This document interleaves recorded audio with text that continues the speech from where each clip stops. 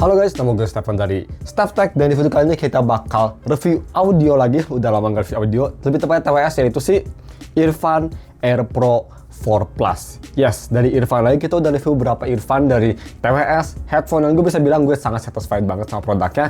Dan sekarang kita bakal review yang lumayan versi, bukan flagship level, tapi versi premiumnya, yaitu Earphone AirPro 4 Plus. Ini seperti ini untuk barangnya, dan seperti biasa pertama kita bahas dulu bagaimana untuk si harga dan speknya.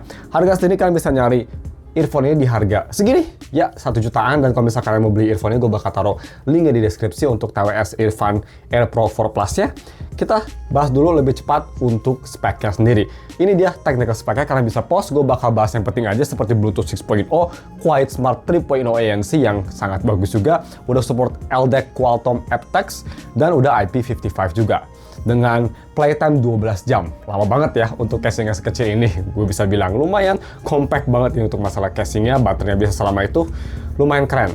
So, kita langsung movie on apa aja isi boxnya. Jadi bisa kita lihat kalau misalnya kita unboxing, itu isi boxnya tuh dia pertama kalian dikasih manual. Terus kalau misalnya kita lihat lagi, ya pastinya ada si Earphone TWS case dan si earphone-nya sendiri. Move on, di situ ada ear tips, ada 4 size, berarti 5 dengan yang udah include di dalam si casingnya. Dan yang terakhir ada chargernya yang pastinya sudah pakai Type-C ya. Seperti itu untuk si isi boxnya sendiri. Udah cukup komplit dan ya nothing special, tapi nothing worse juga. Udah komplit lah menurut gue. Bagaimana untuk desain dan build-nya? Nah, jadi desainnya seperti ini ya, bisa kita lihat nih. Lumayan kecil banget loh ini. Kalau misalnya mau dibandingin sama ini nih, gue keluarin SD card ya. Ini compact banget, tuh. Jadi gak gede-gede banget dan lumayan tipis juga. Jadi kalau misalnya dimasukin ke kantong, itu nggak bakal terasa kayak bulky gitu loh, masih bagus. Dan untuk masalah desain, dia terbuat dari matte black. Gue sih suka matte blacknya, kerasa elegan, kerasa bagus ya, nggak terlalu fingerprint magnet. Dan dia itu cara bukanya agak unik ya, dia tuh kayak gini. Biasa kan kalau ngebuka tuh kita kira bakal gini ya, kayak AirPods, tapi dia nggak, kebalik. Dan jujur lebih keren kayak gini, lebih gampang dicabut juga, dan lebih kerasa apa ya, lebih kerasa elegan aja gitu kalau kayak gini, nggak tahu kenapa. Untuk desain ear tipsnya sendiri kalian bisa lihat di B-roll, tapi ya desain ear tipsnya gue bisa bilang, atau earphone-nya sendiri, ini cukup keren, cukup bagus. Dia punya desain yang bisa dibilang dual tone ya, belakangnya matte, dan di situ ada si glossy finishnya. Overall keren sih, gue suka banget sama desainnya, elegan, tetap kerasa gak sama dari yang lain, kerasa beda gitu. Ada tulisan earphone-nya, overall bagus, dan overall kerasa build quality-nya juga kerasa lumayan kokoh untuk harga segini. Jadi nggak ada masalah. Dan kalau misalnya kita mau ngomongin comfort, ini gue pakai ear tips bawaannya. Jadi ini bawaannya kalau nggak salah size medium. Di kuping gue ini enak ya, nggak ada masalah. Kuping gue tuh pretty much kuping default. Jadi kalau misalnya ada earphone, pakai default ear tips yang biasanya medium, itu langsung pas banget di kuping gue. Jadi untuk fit and comfortnya, ini enak, dipakai langsung seal-nya bagus banget juga. Dan kalau misalnya gue gerak-gerak, gue gerakin kuping gue sekalipun, ini nggak ada masalah sama sekali, masih snug fit, jadi nggak ada problem sama sekali. Cuma sedikit keluhan dari gue, kalau misalnya gue cabut ya, kalau misalnya kadang gitu, kalau kuping gue agak sedikit lembab, dan gue cabut cepat gitu, dia kadang si ear tipsnya tuh gampang kayak kelipet ke depan gitu loh. Jadi posisi nyabutnya tuh kadang kayak gini nih. Nah, kadang kayak gini kalau kecabut. Kalau misalnya kuping gue lagi agak lembab, kalau lagi kering aman, tapi kalau agak lembab suka kayak gini. Itu aja, tapi gampang lah, itu minor issue, tinggal ditutup lagi aja kayak gitu, habis itu kelar deh, nggak ada masalah. Untuk comfort, ini enak banget, ear tipsnya juga empuk, no problem at all. Moving on ke app feature yang ada di aplikasi Earphone-nya sendiri. Cara downloadnya gampang, kalian tinggal ke Google Play, tinggal cari aja Earphone, dia langsung muncul. Nah, seperti ini ya untuk logonya, kalian bisa download. Dan kalau bisa kita klik, dan kita bisa langsung connect aja, gampang juga connect tinggal via Bluetooth. Ini gue udah connected, dan kita lihat ada fitur apa aja. Pertama yang gue suka sama Earphone tuh aplikasinya kerasa mature dan kerasa profesional. Nggak kerasa kayak aplikasi beta gitu, kerasa polish banget, itu yang gue suka. Jadi kita klik di sini, dikasih tahu seperti biasa untuk ear kanan kirinya, untuk si earphone kanan kiri, dan juga case-nya. Dan yang gue suka, ini dikasih tahu connection-nya juga, bisa kita lihat. Ini gue connect ke iQ15R, dia pakai koneksi Qualcomm aptX Adaptive Lossless, jadi paling tinggi ya. Dan kalian bisa lihat namanya juga, kalian bisa ganti namanya. Di sini kalian bisa switch mode ke normal, ambient sound, atau noise cancelling. Dan kalau misalnya kita ke noise cancelling, ini ada beberapa fitur, seperti ada AI Ear Adaptive ANC, jadi bisa ngatur adaptive ANC-nya kalau misalnya ada ambient noise yang gue suka. Dan di sini juga ada environment ANC, bisa ngatur seberapa keras, seberapa kecil lingkungan-lingkungan sekitar. Ada manual adjustment, dan yang paling penting kalau misalkan suka pakai earphone ini buat lari, ada wind noise cancelling yang gue bisa bilang cukup efektif. Tapi nggak benar-benar bagus banget sampai full ngeblok angin, tapi kerasa bagus lah, udah cukup oke. Para gamer, ada game mode juga bisa diaktifin ya. Tapi bisa kita lihat koneksinya bakal unstable. Ya cukup bagus lah, at least dia nggak turunin kualitas audio. Dan di sini ada earphone equalizer yang kita lihat bisa kalian buat sendiri sound profile-nya. Ada influencer pick cuma 2 tapi di sini, dan di sini ada preset equalizer. Gue sih lebih suka di defaultnya. Nanti kita bakal bahas untuk audionya sendiri. Dan yang gue suka di harga segini udah ada in-ear detection. Mantap gak tuh? Jadi kalau misalnya kita pakai earphone-nya, lagi dengerin lagu, kita lepas nih ya si earphone-nya kita pakai, terus kita lepas, itu bakal nge-pause sendiri, pas pasang bakal nge-play sendiri. Untuk harga segini, mantap banget ya. Dan di sini ada settingan lain juga seperti auto noise cancellation, jadi bisa langsung auto play pause atau auto answer call. Dan bisa di-enhance juga sensitivity-nya.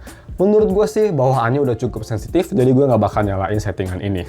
Next, ada apa lagi? Ada disable all control. Cocok banget ya kalau misalnya kalian suka mencet si earbuds-nya. Ini nggak bakal kepecah-pecah gak jelas. Dan untuk kontrol sendiri seperti ini. Ada single, twice, and triple tap. Dan juga ada long press, kalian bisa customize semau-maunya kalian. Simple, dan ada tap triple untuk answer call, long press untuk reject. Dan itu bisa both ear tips ya, atau both earphone maksud gue. Dan yang bikin unik, ini bisa di-disable salah satu earphone-nya. Kalau bisa kalian yang kiri aja gitu mematikan aja kontrolnya, itu bisa dilakuin hal tersebut. Cukup banyak untuk masalah customization. Dan yang bikin unik di sini ada fitur baru juga, ada AI translation. Gue belum sempat coba juga, tapi kalau dilihat sih ini cukup kelihatan proper ya, cukup kelihatan bagus. Dan yang pastinya ini bakal ngebantu banget buat kalian yang suka pergi ke luar negeri. Ada dual device connection, yang pastinya bagus banget. Kalian bisa connect to a new device, misal kalian bisa connect ke laptop kalian, PC kalian, jadi bisa switching effortlessly gitu. Tinggal play audio di PC, langsung switch tanpa ada masalah. Itu gue suka banget sih dual device connection. Ada Bluetooth audio quality, kalian bisa nyalain si aptX-nya atau bisa nyalain si LDAC-nya. Cuma ini ada asterisknya ya, kalau bisa dinyalain bakal agak kurang stable, mungkin ada sedikit delay audionya, dan bakal ngurangin battery life. Jadi ya seperti itu. Kalau gue sih dimatiin aja, to be fair, nggak terlalu beda jauh. Mikrofon automatic, di sini ada voice prompt setting juga, ada hearing health, jadi bisa di limit juga volumenya biar gak ngerusak kuping kalian. Bagus. Dan yang terakhir ada LE audio, ya ini LE audio bisa untuk Auracast dan kawan-kawan, tapi ini tulisannya tuh dia supportnya tuh rata-rata HP flagship ya untuk LE audio sendiri. Oke, sure. Ada fine headphone kalau misalnya headphone kalian atau earphone kalian hilang, dan di sini cuma kayak produk dan kawan-kawan. Kalau misalnya kita ke ambient sound, di sini ada default dan natural. Jujur, defaultnya juga udah bagus. Defaultnya tuh kerasanya apa ya? Nanti kita bakal bahas deh ya. Tapi di sini ada 2 setting. Jadi seperti itu. Dan kalau bisa kita balik lagi ke selection seperti ini. Overall aplikasinya sih gue bisa bilang ini simple, light, smooth, dan udah bagus banget. Jadi ya fiturnya ada sebanyak itu untuk harga segini sih, it's pretty good. So, kita langsung aja moving on. Yang paling penting dari si earphone ini yaitu bagaimana untuk sound quality-nya. So, untuk sound quality sendiri kalau bisa kita mau lihat di equalizer, gua di settingan default setting. Karena menurut gue kalau di pop itu agak terlalu nusuk ya, agak terlalu shouty, dan default udah sangat perfect. Yang bikin unik, dia pakai single dynamic driver dan ada balance armature, dan balance armature itu dia kayak tipis gitu ya, kayak small balance armature dia tuh bilang, atau lupa lagi, pokoknya kayak balance armature spesial dan memproduksi suara vokal yang jernih. Jadi bagaimana kualitasnya gitu, jarang ya dari harga segini pakai 1DD dan 1BA. Gue bisa bilang kualitasnya ini seperti earphone, sangat fun. Jadi pertama kita omongin untuk bass-nya. Bass-nya ini sangat present, bisa dibilang present banget, bulat, punchy, gak belebar, tapi dia benar-benar present. Salah satu highlight-nya si earphone ini. Terus bagaimana untuk mid-range, untuk suara mid-range kayak cowok gitu ya, dan instrumen, dia present juga. Ada present, dan terutama untuk instrumen dia sangat rich banget, gue suka. Rich, powerful, enak. Kita move on ke treble. Treble, atau misal kayak suara cewek juga yang agak tinggi, atau suara drum gitu ya, treble tuh ces-ces gitu. Ini sangat, crispy banget gitu. Crispy tapi nggak sampai shouty sakit di kuping. Kalau misal agak keras volumenya memang agak sakit di kuping, tapi nggak usah dengerin keras-keras ya. Di volume gue aja yang gue biasa ngedengar itu cukup keras pun, ini masih enak, masih nggak shouty, dan masih enak lah bisa dibilang, masih di kuping itu nggak sakit banget. Jadi si balance-nya masih acceptable. Cuma memang nggak tahu kenapa yang gue rasa untuk suara vokal cewek, kadang di beberapa lagu agak kerasa sedikit mundur. Jadi kalau bisa dibilang ini sih lebih ke mid range fokus ya, menurut gue bass-nya dapet, mid range rich, misalnya rich banget, tapi kadang di beberapa aspek untuk masalah vokal tinggi suka kerasa agak sedikit mundur atau agak sedikit kurang kedengeran. Yang ngingetin gue sama kayak Tanjim Force gitu loh, yang lebih fokus ke instrumen. Yang jujur gue suka sebenarnya sound signature kayak gitu. Cuma kalau misalnya gue mau sedikit kritik, ini si clarity dan soundstage-nya agak sedikit kurang, itu aja sih. Tapi overall untuk suaranya udah sangat bagus, dan di harga 1 jutaan sih gue nggak bisa komplain banyak. Ini udah enak banget, terutama selling point terbesar ini dari si bass-nya yang benar-benar mature banget, kerasa punchy banget, bikin kalian hype-nya pastinya. Tapi gak bass head banget juga gitu, masih ada richness-nya yang buat kalian para audiophile juga masih bisa ngerasain suara instrumen crispy-crispy-nya, jadi tetap kerasa enak juga didengar, kayak hybrid gitu loh gitu. Kalau bisa dibilang itu si sound signature-nya lebih ke bass mid, itu sih yang gue rasa. Mid-nya kerasa, vokalnya kerasa juga untuk cowok, tapi untuk cewek agak sedikit kurang.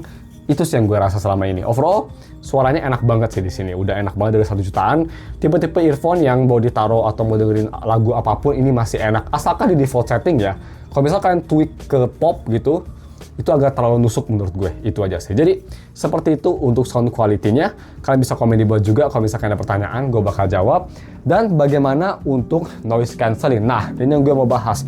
Ini menurut gue salah satu selling terbesar dari Earphone Air Pro ini. Because noise cancellingnya ini absolutely amazing. Jadi, kalau misalnya gue pakai, ini noise cancellingnya pretty much immediately engage. Boom, ada suara cewek bilang adaptive noise cancelling, langsung ke noise cancelling, dan kalian bisa pilih. ANC-nya ini bagus, tapi kita sebelum ngomongin ANC, kita ngomongin untuk isolation biasa, jadi passive noise isolation-nya yang nggak pakai mikrofon. Udah bagus banget sih juga, dan ditambah dengan ANC, ini makin mantap. Apakah ada suara atau nggak feeling pressure gitu?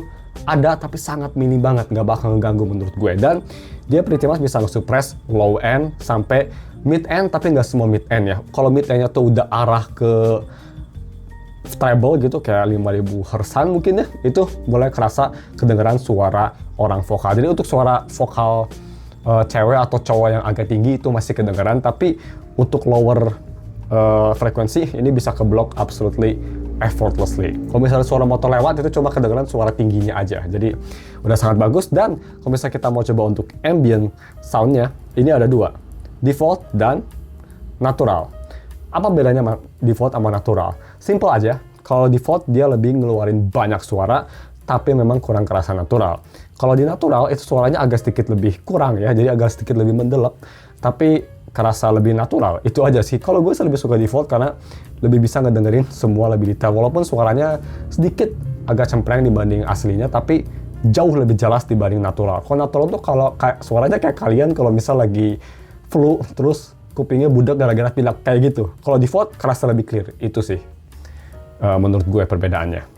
Dan apa sih kalau normal? Ini noise isolation biasa yang udah sangat-sangat bagus juga menurut gue. So, seperti itu untuk si noise cancellation dan si ambientnya sendiri. Untuk baterai ini nggak usah diragukan lagi ya. Katanya dia bisa support 12 jam plus 42 jam di charging case. Jadi totalnya pretty much 54 jam. 12 jam, kalian mau direct flight ke Jepang 7 jam pun ini masih ada sisa baterai hampir 2 kali lipat. Jadi kalian nggak usah khawatir untuk masalah baterai. Earphone sih dari dulu memang baterainya agak keren ya. Dia kayak casingnya kecil tapi baterainya badak banget, kuat lama banget. Jadi nggak ada masalah, dan dia udah support Type-C connection juga yang sangat bagus. So, cuma segitu aja dan kita masuk ke kelemahannya sebelum kita ke konklusinya. Kelemahan dari earphone, menurut gue hanya satu aja. Sound quality-nya mungkin bisa diimprove sedikit, terutama dari clarity dan sound stage-nya. Tapi sisanya untuk detail udah bagus. Dan sisanya sendiri untuk masalah fit, harga, noise isolation, cancellation-nya udah mantap banget di harganya. Jadi, untuk konklusinya sih menurut gue, kalau misal kalian lagi nyari earphone yang suaranya nggak V-shape, yang lebih crispy, lebih mendekati ke audiophile, plus kalian juga ingin earphone yang ANC-nya powerful, fittingnya enak, baterainya badak tahan lama, I think this is the one. Bagaimana menurut kalian? Bisa komen di bawah. Thank you for watching. Sorry, seperti biasa kalau misal gue review earphone suka kelamaan ya, karena gue banyak yapping. Because I like audio. Thank you for watching, dan ketemu lagi minggu depan untuk video review lainnya, atau kapan-kapan untuk audio peripheral review lainnya. Thank you for watching and goodbye.